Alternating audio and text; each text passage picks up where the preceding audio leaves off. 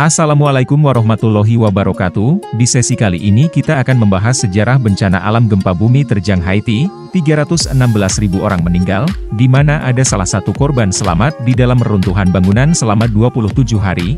Kabarnya kesaksian dari korban tersebut, dia diselamatkan oleh sosok berjubah putih yang selama waktu 27 hari dia dikasih minum beberapa kali oleh sosok tersebut. Tak perlu berlama-lama lagi, mari kita mulai. Inilah dia.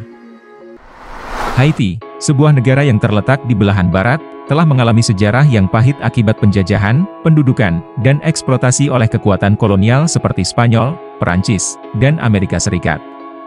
Dampak dari sejarah tersebut berdampak pada kondisi ekonomi negara ini, menjadikannya salah satu negara termiskin di wilayah itu. Sejarah aktivitas seismik Haiti, yang mencakup serangkaian gempa besar pada tahun 1751, 1770, 1842, dan 1946, menunjukkan betapa rawannya negara ini terhadap bencana alam. Pulau Hispaniola, tempat Haiti berada bersama Republik Dominika, terletak di antara dua lempeng tektonik besar, yaitu Amerika Utara dan Karibia. Ibu kota Haiti, Port-au-Prince, terletak tepat di atas garis patahan ini. Namun, kemiskinan yang melanda negara ini menyebabkan infrastruktur dan layanan darurat tidak memadai untuk menghadapi bencana alam seperti gempa bumi. Gempa bumi dahsyat dengan kekuatan 7,0 SR yang melanda Haiti sebelum jam 4 sore merupakan bencana besar. Pusat gempa terletak sekitar 16 mil dari Port-au-Prince. Getaran gempa terasa bahkan hingga ke negara-negara tetangga seperti Kuba dan Venezuela. Pada hari yang sama dengan gempa utama, terjadi 8 gempa susulan dan 52 gempa kecil dalam 2 minggu berikutnya. Seluruh rumah sakit di ibu kota mengalami kerusakan parah, begitu juga dengan bandara dan pelabuhan.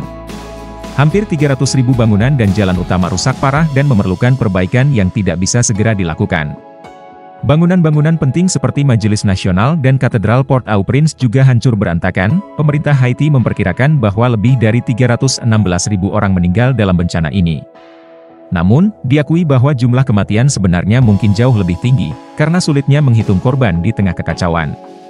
Hampir 1 juta orang kehilangan tempat tinggal dan terlantar. Berita dan gambar mengenai bencana gempa bumi, seperti foto-foto Istana Nasional yang hancur, menyebar dengan cepat ke seluruh dunia, memicu respons kemanusiaan yang besar dari berbagai negara dan organisasi internasional. Republik Dominika dan Palang Merah Dominika segera merespons dengan pengiriman pasokan darurat dan pengangkutan udara ke rumah sakit di Haiti. Bandara Port-au-Prince berusaha beroperasi sepanjang waktu, namun tidak mampu menampung semua pesawat yang datang dengan bantuan. Angkatan udara asing, termasuk dari Amerika Serikat dan Inggris, bahkan menggunakan metode pengiriman dengan parasut untuk menyampaikan pasokan ke kapal rumah sakit di lepas pantai. Meskipun bantuan kemanusiaan terus mengalir, infrastruktur yang lumpuh membuat pengiriman bantuan menjadi sulit. Lebih dari 1 juta orang terpaksa tinggal di tenda-tenda sementara.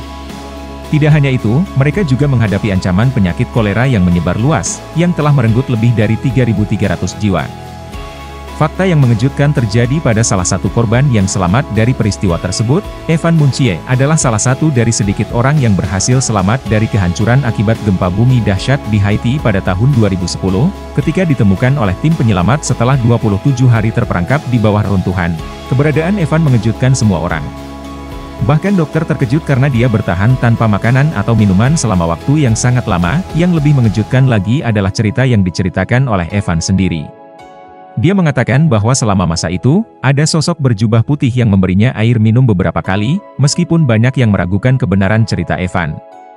Namun tidak ada yang bisa menjelaskan bagaimana Evan bisa bertahan tanpa adanya sumber air selama 27 hari di bawah reruntuhan. Fakta bahwa tidak ada bukti fisik yang menunjukkan bahwa seseorang dapat mendekati Evan di tempat yang ia ditemukan, semakin memperumit misteri ini.